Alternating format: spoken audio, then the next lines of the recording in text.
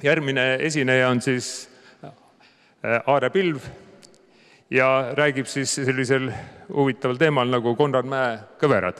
Palun!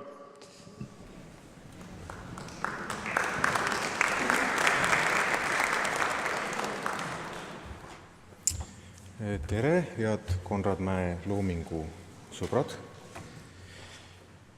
Minu jutt on selline kunstivõhiku jutt, vägagi vaieldav tõenäoliselt, aga nagu Eero jutust võis aru saada, on vaieldavus väga teretulnud. Et ma eelkõige tahan näidata ja vähem arutleda. Kui räägitakse Konrad Mäe kunstile iseloomulikest asjadest, siis tavaliselt kõigepealt esimeses järjekorras räägitakse tema värvidest, tema rikkast ja intensiivsest paletist, mis on eriliselt elav ka siis, kui ta kujutab põhjamaiseid maastikke, mis tegelikkuses on võib-olla kahvatumad, kui nende piltide põhjal võiks arvata. Tundub, nagu oleks ta värvid nendest nähtavatest asjadest välja tõmmanud või esile tirinud. Mu enda jaoks on kõige huvitavam mõte, ma ei mäleta enam, kust ma täpselt seda lugesin, kõige huvitavam mõte selle kohta, kuidas Mägi maalib, on see, et ta ei kujuta valgust, mis langeb maastike, puude, mägede, pilvede ja nii edasi peale, vaid pigem tundub see valgus asjade sisemusest välja imbuvat või neist kuidagi emaneeruvat. Ja ma arvan, et seda võib kuidagi seostada tema huvi ja kalduvusega spirituaalse ja müstilise mõtte suunas, mis tema ajastul oli ju populaarne ja on teada, et ta huvitus Pariisist, teosoofiast ja antroposoofiast. Oslos võib-olla nägi ta Rudolf Steinerit isiklikult, igal juhul plaanis ta Steineri portreed. Ja esimese maailmasõja ajal Eestis suhtles ta inimestega, kes selliste teemadega tegelesid. On kahju, et ei ole säilinud neid tema kaht suurt religioosset maali, Pietad ja Golgatat. Mõlemad teatakse ainult mustvalgete fotode ja sõnaliste kirjelduste kaudu. Need ei anna otsest kogemust värvidest ja nendest teistest kvaliteetidest, mida me võime tajuda ainult siis, kui me oleme maaliga füüsiliselt silmitsi. Omaaegsed kriitikud ei olnud nende maalide suhtes väga soosivad, aga me ei tea, kuidas me tajuksime neid nüüd. Võimalik, et kui nad oleksid meil käeulatuses ja silmaulatuses, siis ehk oleksid natukene teistsugused meie tajuaktsendid Mäe teisi maale vaadates, tema maastikke vaadates. Ma ei pea silmas seda, et me võiks Mäge näha rohkem religioosse kunstnikuna ka tema maastikumaalides, aga ma pean silmas seda, et kui need kaks maali oleksid ka nagu sellest tema kogumist niimoodi päriselt füüsilisel kujul olemas, siis meil oleks võib-olla rohkem meeles see metafüüsiline ja müstiline komponent Mägi maailmavaates ja kõige otsesemas tähenduses, kuidas ta maailma vaatas. Tundub, et see, kuidas ta maailma vaatas ja kuidas see tema maalides väljendus, et see oli teatav vaimne või spirituaalne dialoog, mitte lihtsalt monoloogiline vaade nähtavale asjad selles maailmas kumavad seestpoolt. Sellel ei ole mingit erilist tähendust, aga see on iseloomulik dialoogilisele suhtele, selle kujutatava loodusega. Loodus kõneleb midagi oma iseomasel häälel, ta ei ole Mäe pilgu all vait ja ta ei ole kunagi vaikelu. Loodus kõneleb oma värvide kaudu. On räägitud ka sellest, et Konrad Mäe värvikasutuse muutumises aja jooksul on oma dünaamika, kuidas alguses on heledad, eredad toonid, kuidas see lõpuks liigub sinise domineerimise juurde ja see sinine on kohati peaaegu must. Aga asi, millest mina tahaksin natukene rääkida, on mitte värvid, vaid üks teine areng või liikumine või suundumus. Ma pean silmas jooni ja suundi. Ma ei mõtle selle all ainult nende maalide figuraalset mõõdet, vaid ka abstraktsemaid suundi, sihte ja trajektoore, mis väljenduvad siis nende maalide nii-öelda joonistuslikul tasandil, aga ka pintslikirja suundades, ja ka piltide üldkompositsioonis. Ja ma hakkasin selle üle mõtlema siis, kui ma vaatasin ühte konkreetset maali, mis vist peaks olema, tema püsiasukoht peaks olema Tartus Eesti Üliõpilaste Seltsis. See on siis Otepää vaade, mille keskel on kirik. See tundub nagu oleks siin öö, samal ajal me näeme selgeid värve, nagu neid võib näha päeval. Nii et tegelikult on kahtlane, kas siin üldse on mingi realistlik päevaaeg või kellaaeg. See tundub olevat teatud üldistus. Tundub nagu avaneks puudest kardinad, et näidata mingit sündmust. Midagi sünnib kiriku ümber, oleks nagu koit või eha, sest horisondil oleks nagu mingi kuma, aga see horisondi heledam serv ei jookse maapinnaga kohakuti, ta järgib kirikutorni kontuure. Kirik kogub enda ümber mingi kuma ja heidab selle pimedasse taevasse. See on mingi spirituaalne visioon. Aga mis mind huvitab kõige rohkem, on just see, kuidas see asi kuidagi on, mis suunad siin esile tulevad. Kõigepealt kiriku ees oleva mäekülje pintslilööke järgides. Nad suunduvad alt paremalt üles vasakule, mu meelest just sedapidi, mitte ülalt alla, sest kogu kompositsioon sisendab meile ülespoole liikumist. Ja siis see kuma ise kiriku ümber, see liigub üleval paremale. Ja just see kõver hakkas mind huvitama. Miski algab alt paremalt, liigub üles vasakule, on otse kui vasakule painutatud ja siis sööstab üles paremale. Muidugi me võime selles pildis asi, mis veel ilmsemalt silma hakkab, on tema ristikujuline kompositsioon, aga see on ilmselt liiga ilmne ja triviaalne. Et mis mind huvitab, on just nimelt see kõver, mitte need sirged. Ja mul on mulje, et see kõver, see kurv on midagi Konrad Mäele iseloomulikku. Mitte alati, mitte igal maalil loomulikult ja isegi mitte kõigil ta loominguperioodidel, aga see on osa tema arengudünaamikast. Ma arvan, et see spetsiifiline kõver märgib ka teatavat painet või painutatust mäe kunstilises biograafias ja see maal Otepää kirikust, nagu üldse kogu tema Otepää periood, on selle kunstilise biograafia tipppunkt. Mägi maalid tema algusperioodist, peamiselt Norrast, minu meelest seda kõverat ei sisalda. Mägi oli küll andekas maalija, aga tollal veel algaja. Tema tolle aja kompositsioonid on üsna sirgjoonelised, peamiselt horisontaalsed ja vertikaalsed, mõnikord diagonaalsed. Suunad paigutuvad peaaegu ratsionaalselt loogilisse ruudustikku. Niimoodi. Kui neid vaadata. Mul siin praegu näite pilte ei ole. Või siis kasutab ta mõnikord sellist kummalist, stiliseeritud nii-öelda rakulist positsiooni, millest võib-olla tänase päeva viimane ettekanne räägib, mida me näeme nendes kahes psühhedeelses Norra maastikus, milledest üks on üks mägi tuntumaid maale, kuigi stiili mõttes on ta pigem ju erandlik mäeteoste hulgas. Tollal Mägi katsetas eri tehnikaid, ta ei olnud veel leidnud oma nii-öelda autentset käekirja ja nad on teinekord ka üsna tehnilised. Me võiksime selle kurvi sisse lugeda või vaadata näiteks sellesse Norra panoraami, kus see puude, põldude ja mägede pintslikiri moodustab teatava trajektoori. Me võiksime seda kurvi näha Normandia rannajoones, aga need võivad olla ka juhused, sest mingit süsteemi see kõver veel ei moodusta. Ja mulle tundub, et see kõver hakkab selgemalt ja süsteemsemalt mäemaalidesse ilmuma siis, kui ta naasis Eestisse, kõigepealt siis tema erinevates Lõuna-Eesti maastikes. Siin on ta minu arvates näha. Ja kuulsates Saaremaa piltides on ta kindlasti juba kohal. mõnikord mitte nähtava trajektoorina, vaid pigem nii-öelda raskusjaotuse kujul, sageli on pildi vasakpool raskem, nii et vaataja pilk paindub vasakule, just nimelt paindub, mitte lihtsalt ei suundu vasakule, pilk ei jää vasakule puhkama, ta tunneb pinget, ta ei saa sinna jääda. Ja siin on siis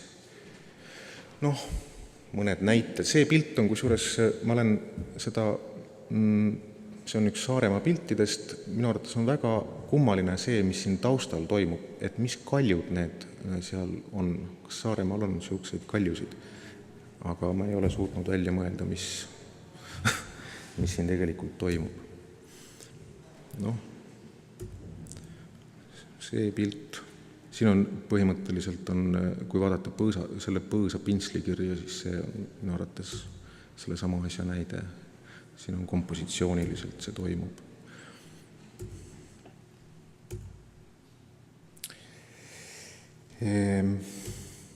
Siis on mõned Viljandi lähikonna maalid. Viljandi oli siis Viljandi lähikond oli järgmine periood pärast Saaremaad. Siis kuulus meditatsioon, kus see kurv moodustab inimfiguuri. Ja siis sealt edasi selle kõvera kõrgpunkt on Otepää ja Kasaritsa maalid. Me näeme seda siin sageli üsna eksplitsiitselt. Need on ka sisulises mõttes kõige kirglikumad mäemaalid. Mäe pilku siseneb siin mingi kummaline tumedus, nii et jääb mulje, nagu mägi kisuks värve ja jooni pimedusest või pimeduse käest välja. Erinevad pinged, värvi, kompositsiooni, ütleme siis teema, niivõrd kui maastiku puhul saab teemast rääkida, see, mis maastikus toimub. Kõik need erinevad pinged ja pained ühinevad võimsateks visioonideks. Ja mõnikord on selle kõvera või kurvi hoog nii suur, et ta paindub edasi ülevalt uuesti alla, nii et tekib keeris. Mõnikord muutub see keeris otse kui pildist ülespoole keerlevaks spiraaliks, mis täielikult pildil enam ei mahugi. See on mingi ülespoole suunduv pööris, see ei ole lineaarne vertikaalsus, lineaarne ülespoole liikumine, see on ülespoole pingutav, mingi kiikuv paine. Me võime seda kurvi veel näha võib-olla mõnes Capri-eelses Itaalia pildis.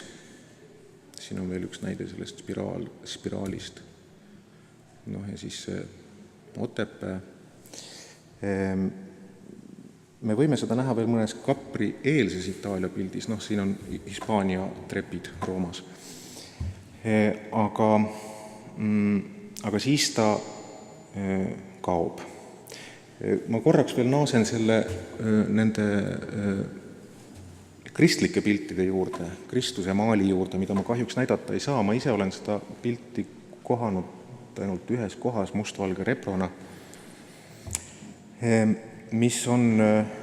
mida ma panin tähele selle pildi juures, on see, et Kristuse pea on sellel maalil vaataja poolt paremale poole kaldu, Jeesuse enda vaatepunktist siis vasakule poole. Üldine ristilöömise kujutamise tava või traditsioon on see, et Jeesuse pea on vaataja poolt vaadates vasakule.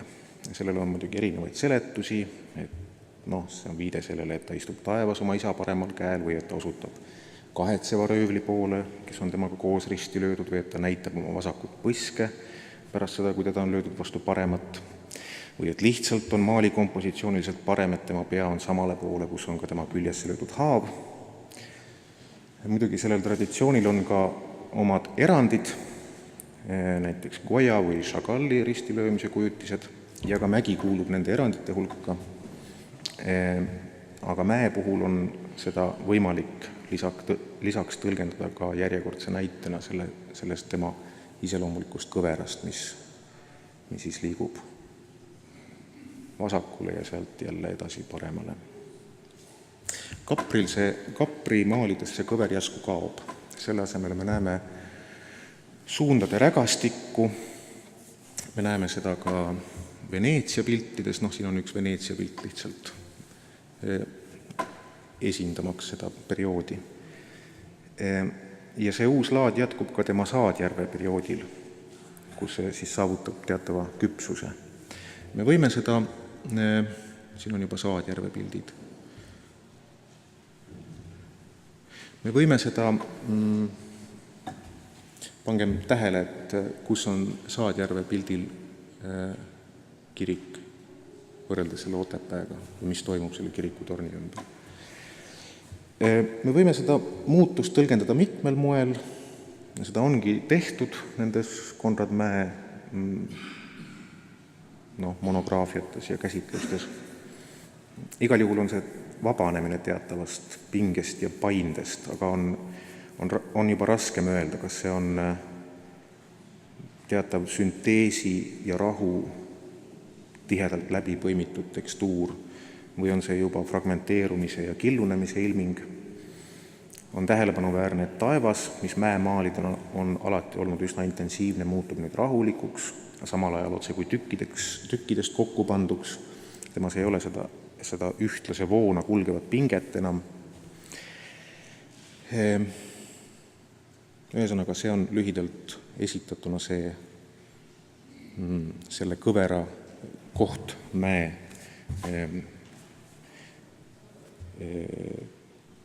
kunstilises arengus. Kas sellel kõveral on mingi eriline tähendus? See kindlasti väljendab midagi ta kõneleb, kas tal on mingi haaratav vaste tähenduste sfääris või on see puhas intensiivsuste mäng. Me võime selles kõveras näha muidugi ka Konrad Mäe isikliku kohalolu. Konrad Mägi oli tuntud väga impulsiivse kunstnikuna. Kui Mägi oli paremakäeline, siis see kõver on ehk kõige loomulikum käeliikumistrajektoor üle lõuendi. Kui me vaatame tema pintslikirja, siis nii see võiski olla. Käsi lihtsalt liikus ilma pikemalt mõtlemata. Visuaalpsühholoogia vaatepunktist on liikumine üles ja paremale pigem positiivse värvinguga, see mõjub edasiliikumisena, võimalik, et see on seotud lugemisharjumustega. Aga Mäe puhul muidugi on sellel suunal paine, kääne sees, see trajektoor on komplitseeritud. Ta peab enne üles paremale minekut kindlasti tegema põike vasakule. Või siis on see kõver teatav hoovuturuum, et saada tollele edasi üles liikumisele võimsa impulss. Igal juhul kompositsiooni dünaamiliselt mõjub see kurv mingi spiraalselt ülespoole liikuva keerlemisena. Ja siis lõpuks on veel üks paralleel, väga spekulatiivne muidugi, aga see meenus mulle siis, kui ma lugesin sellest uuest Eesti kunsti ajaloost, millest nüüd on juba mitu köidet välja tulnud. Ene Lamp kirjutab seal Aleksander Tassast, kes oli Konrad Mäe hea sõber, tema Pariisi kaaslane, ja ütleb nii, Ene Lamp siis. Tassa sünteesivat vorminägemist arendas Pariisis vaimustumine Jaapani puulõigetest. Koos Mägiga innustusid nad japonismi joonte voolavusest ja pindade niinimetatud kilpkonnamustrist. Muidugi me võime näha seda kilpkonnamustrit või midagi sellist, reminiscentse sellest ka nendes Konrad Mäe Norra psühhedeeliates. Aga Ene Lamp siis edasi.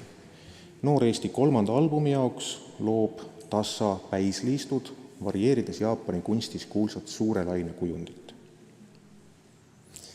Kõige kuulsam suure laine näide on Hiroshigelt. Kas me näeme siin sama kõverat, mis pilti painutab? Kas see on kokkusattumus? Või on see äkki alateadlik mälestus millestki, mis Mäge Pariisis võis mõjutada? Ma oletan, et Hiroshige pilti võis ta Pariisis näha, sest see on nii tuntud pilt. Või on see lihtsalt mingi universaalsem visuaalne dünaamika, mis looduse kujutamisel ikka mängu tuleb? Ma ei tea. Ma jätan selle lahtiseks ja tänan tähelepanu eest.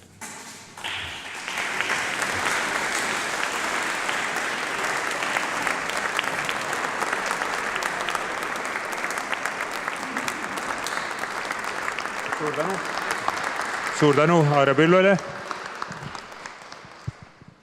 ja palun mälestus tänasest päevast. Väga hea. ja head konverentsi külalised, et nüüd on meil siis lõunaaeg ja kohtume siis kell 13.30 siin samas. Aga palun. Ma tahaks lisada, et maalikunstnikuna, et minule meenutab see kõverate teema Nautiluse poolitatud merikarpi ehk logaritmilist spiraali, millest on tuletatud kuldlõige ja Konrad Mägi kui geenius võis kasutada seda siis alateadlikult, kui see ei ole nii selgelt igas maalis välja joonistunud. Aitäh! Kas tohib veel ütelda, kui läks juba laadaks? Ja palun. Lihtsalt Aarele jutu juurde, et nendest Jaapani meestest olid nad vaimustuses Pariisis. Nii Mägi kui Starkov kui Tassa. Ja nad tõid kaasa sealt reprosid. Nii et õpilased said neid siin Tartus näha.